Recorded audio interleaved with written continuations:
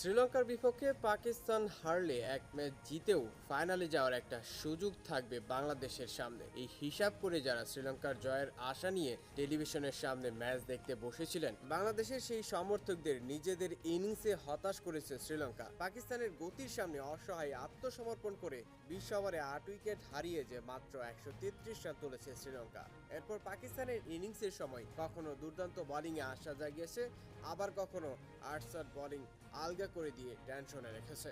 শেষ পর্যন্ত বাংলাদেশের সমর্থকদের হতাশ করে 12 বল বাকি থাকতে পাকিস্তানের কাছে 5 উইকেটে হেরেছে শ্রীলঙ্কা।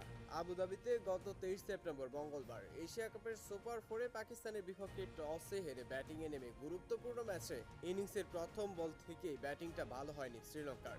সুপার 4-এ বাংলাদেশের কাছে হারা লঙ্কানরা ইনিংসের দ্বিতীয় বলেই ওপেনার কুশল মেন্ডিসকে 0 রানে হারায়। তাকে শর্ট মিড উইকেটে ক্যাচ বানিয়ে আন্তর্জাতিক টি-20-তে 21তম বারের মতো প্রথম ওভারেই উইকেট নেন পাকিস্তানের পেসার শাহিন আফ্রিদি। 8 ওভারের মধ্যে আরও 4টি উইকেট হারিয়ে বিপর্যয়ে পড়ে শ্রীলঙ্কা। 28 রান দিয়ে পাকিস্তানের পক্ষে সর্বোচ্চ 3টি উইকেট নেন আফ্রিদি। শ্রীলঙ্কার পক্ষে সর্বোচ্চ 50 রান করেছেন কামিন্দো মেন্ডিস।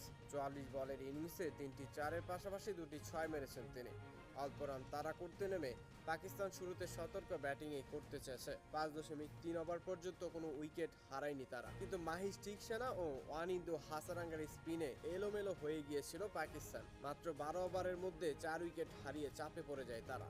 মাহিস টিকসানা ও হাসারাঙ্গা দুজনেই নিয়েছেন 2টি করে উইকেট। এরপর দুমন্ত চামিরা এসে তুলে নেন আরও একটি উইকেট, কিন্তু পাকিস্তানকে এরপর আর বিপদে পড়তে দেননি হুসাইন তালাত ও মাহমুদ নেওয়াজ। আর কোনো উইকেট পড়তে না দিয়ে শেষ পর্যন্ত সহজ জয় এনে দেন তারা। 4-4-এ 30 বলে অপরাজিত 32 রান করেছেন হুসাইন তালাত, আর নেওয়াজ মাঠ ছাড়েন 3টি করে 4 ও 6-এ 24 বলে অপরাজিত 38 রান করে। পাকিস্তানের এই জয়ের পর বাংলাদেশের ফাইনালে ওঠার হিসাবটা একটু তো কঠিন হয়েই গেছে। ভারত ও পাকিস্তানের বিপক্ষে 2 ম্যাচের একটি তো জিততেই হবে বাংলাদেশকে।